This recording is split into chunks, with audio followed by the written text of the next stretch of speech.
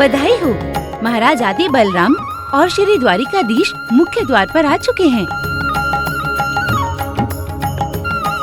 द्वारिकाधीश श्यामंतक मणि और अपनी पत्नी के साथ पधारे हैं।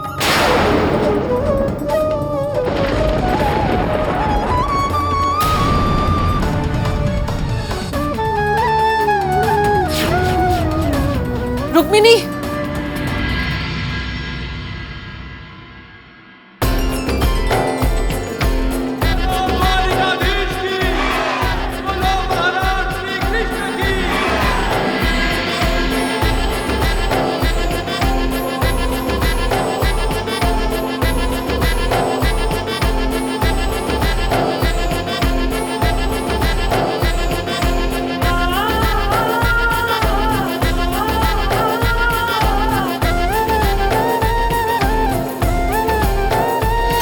भाभी माँ, रुक्मिणी कहाँ है?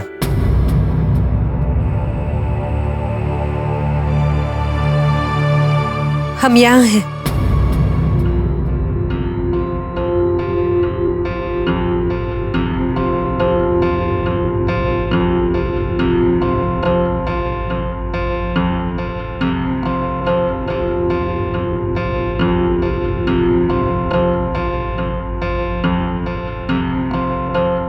हम तो नई वधू के स्वागत की तैयारियां करने गए थे।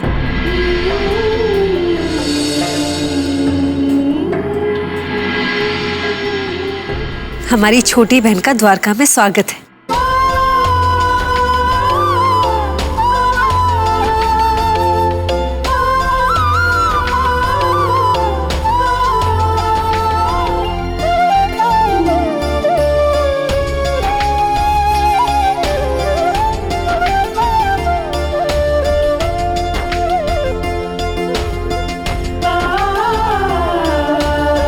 आओ, पधारो।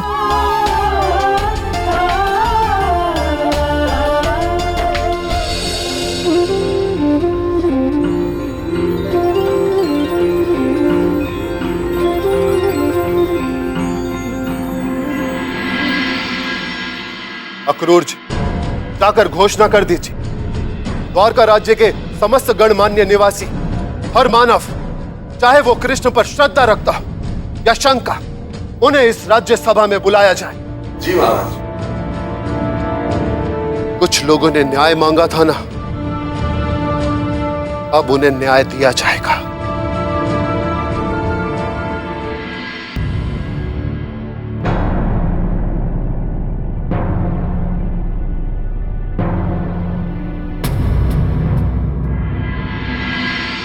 महाराज, हमारे प्यारे द्वारकाधीश पर चोरी का आरोप लगाकर उनका चरित्र हनन करने का प्रयत्न करने वाले सत्यजीत को हम कठोर दंड देने का प्रस्ताव रखते हैं। दंड दो इसे, जीवित अग्नि में सौंप दो इसे। हाँ, मृत्यु दंड दो इसे, मृत्यु दंड दो इसे। शांत हो जाइए। सत्यजीत ने ऐसा कोई अपराध नहीं किया है जिसका उसे दंड दिया जाए।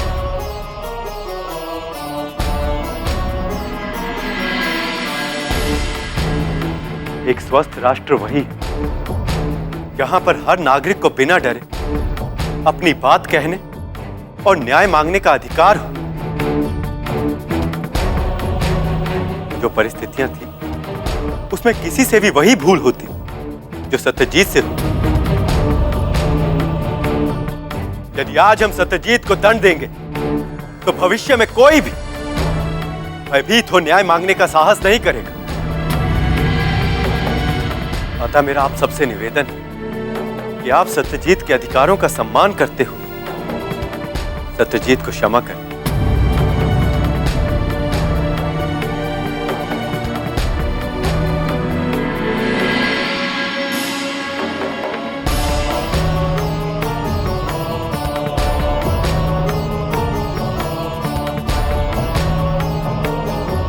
सत्यजीत, आप आगे आए।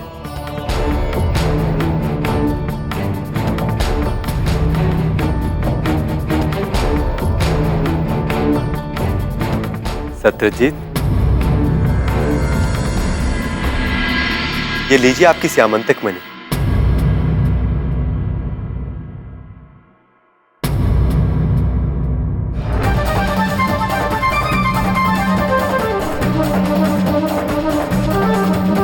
क्षमा करो द्वारिकाधीश, राजा तो भगवान होते हैं और मैंने भगवान पर ही दोष डाल दिया। मुझे क्षमा करें महाराज, मुझे क्षमा करें, क्षमा कर दो प्रभु। सत्यजीत, उठिए आप।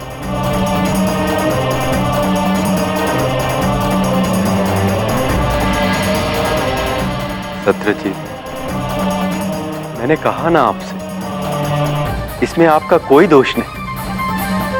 जब विवेक पर क्रोध, अहंकार, दुख और प्रतिशोध के बादल छा जाते हैं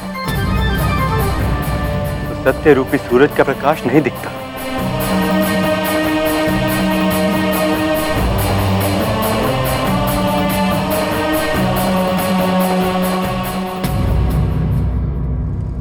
हे द्वारिकाधीश, इस स्यामंतक मणि के योग्य मैं नहीं हूं, यह तो आपके ही योग्य है। नहीं सत्यजीत, अब आप इस स्यामंतक मणि के योग्य हैं।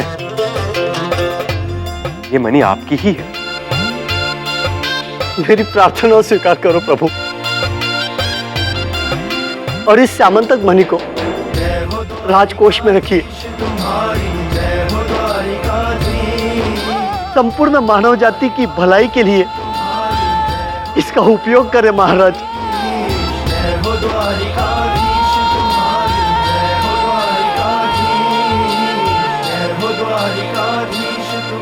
आभार आपका।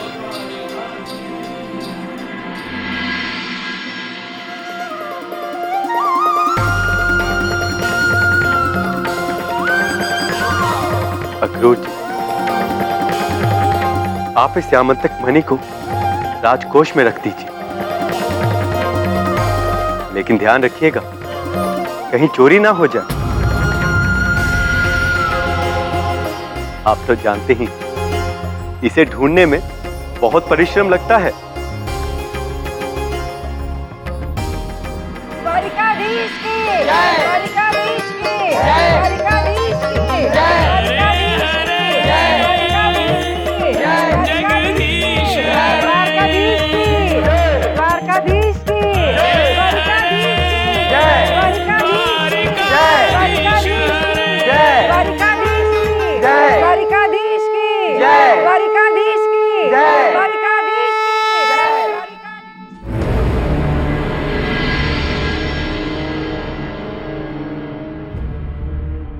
क्या हुआ जी? सब ठीक तो है ना? हाँ सावित्री, इससे कुछ और ठीक हो ही नहीं सकता था। ये आज जाना मैंने, कितना अज्ञानी था मैं और कितनी गहरी समझ है तुम में, जो तुमने प्रभु को पहचान लिया और मैं पहचान नहीं पाया। श्री कृष्ण ने मुझे क्षमा कर दिए हैं। मैंने वो स्यामंतक मणि श्री कृष्ण को भेंट कर दी है। मुझे तो इस बात की प्रसन्नता है कि प्रभु की महिमा आपने पहचान ली। अब देखिए, हमारे जीवन में सब कुछ शुभ होगा। कल प्रातः हमारी पुत्री सत्यभामा का स्वयंवर भी तो है। कहाँ है सत्यभामा? वो तो अपने कक्ष में है, कल के स्वयंवर की तैयारी कर रही है।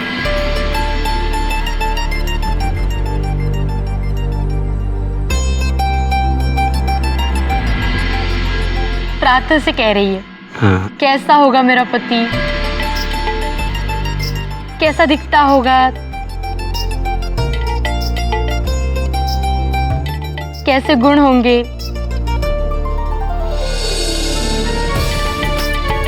कैसा स्वभाव होगा।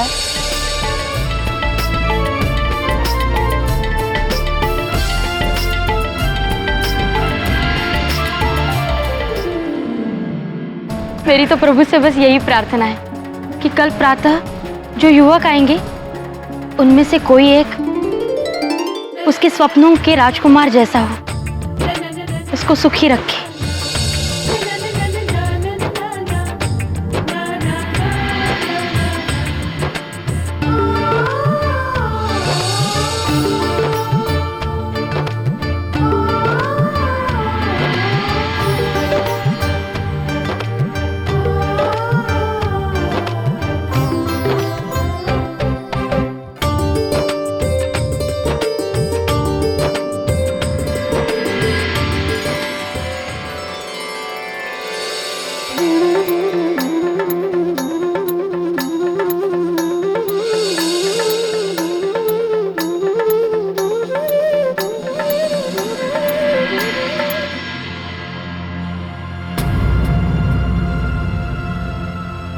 हमारे भाग तो खुलने वाले हैं। हाँ, हमने सुना है सत्यभामा की सुंदरता स्वर्ग की अप्सराओं को भी लज्जा देती है। अरे मूर्ख, सुंदरता क्या करेंगे? मैं तो उस मणि की बात कर रहा हूँ जो उसके पिता सत्यजीत के पास है। उसकी बेटी से विवाह हुआ तो भेंट स्वरूप वो मणि तो हम उनसे मांग ही सकते हैं ना। हाँ मूर्ख, उस मणि के लिए तो हम इतनी दूर विवाह करने आए हैं।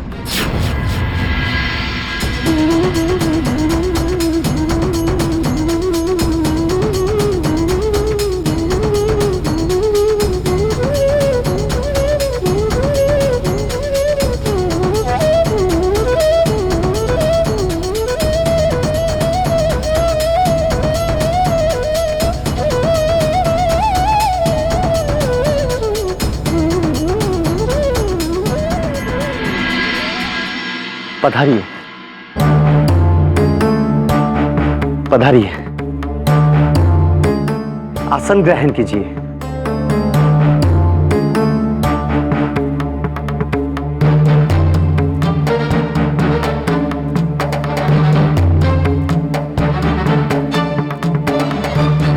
सब कुशल मंगल तो है ना घर पे? सत्यजीत जी, बड़े ही भाग्यशाली हैं आप जो ऐसी बहुमूल्य मणि चोरी होकर भी पुनः आपके पास आ गई। सावित्री, सत्यभामा कहाँ है? जी वो अपने कक्ष में तैयार हो रही है, मैं अभी लेकर आती हूँ।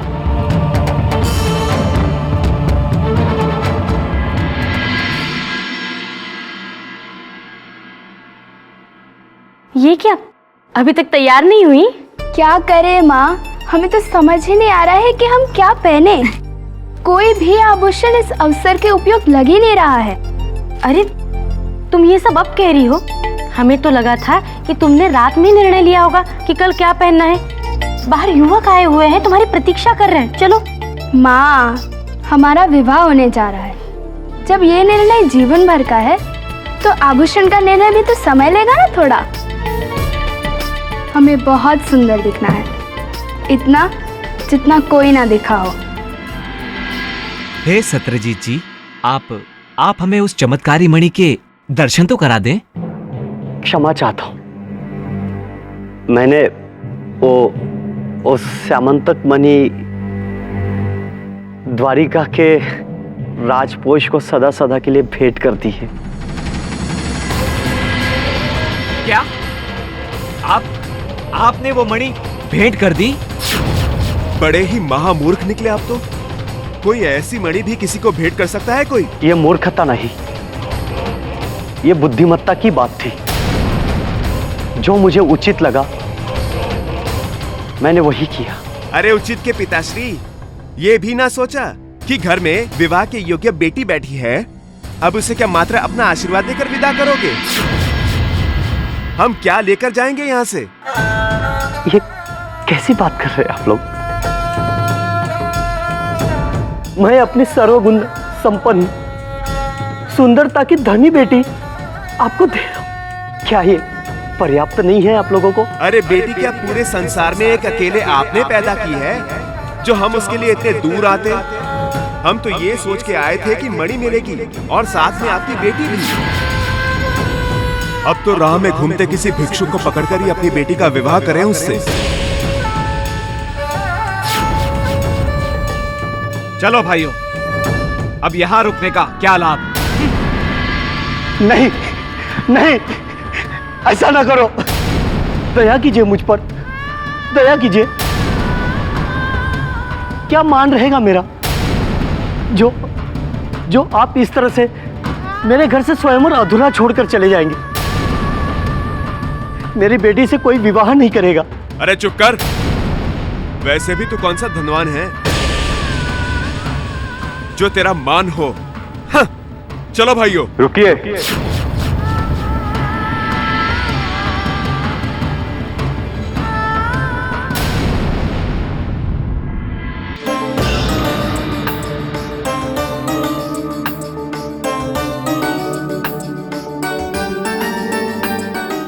सत्रजीत, ये लीजिए श्यामंतक मणि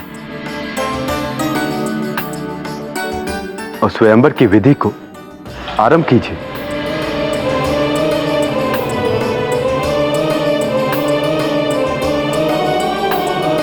नहीं महाराज, नहीं। स्वयंवर मेरी पुत्री का है, इस श्यामंतक मणि का नहीं।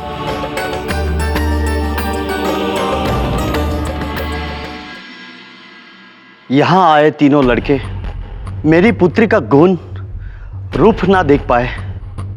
इन्हें तो मात्र मेरी इस श्यामंतक मणि की चमक देखनी थी। ऐसे लोभियों के हाथ कोई पिता अपनी पुत्री का हाथ कैसे दे सकते हैं?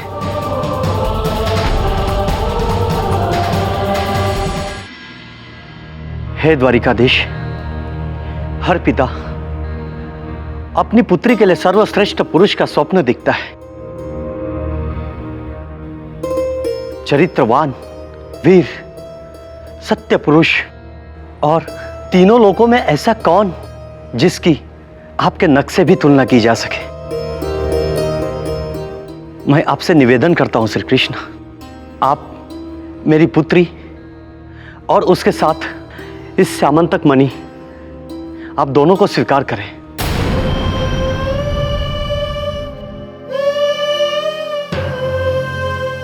हे कृष्ण, यदि आप इसे स्वीकार ना करेंगे तो यह इस पिता का वचन है आपको कि मेरी बेटी का और कहीं विवाह ना होगा। जीवन भर आपके नाम पर मेरे घर में ऐसे ही बैठी रहेगी।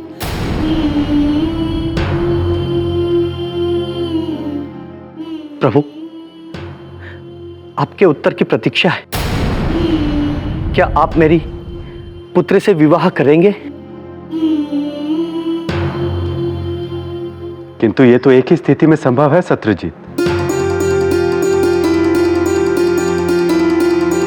ऐसा प्रतीत हो रहा है कि आपकी पुत्री मुझे वर के रूप में देखकर प्रसन्न नहीं है।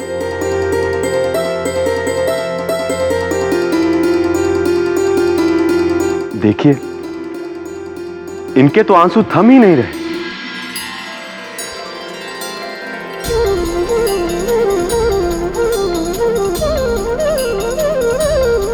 यदि ये मुस्कुराकर मेरे गले में वरमाला डालेंगी तभी ये विवाह संभव है, अन्यथा नहीं।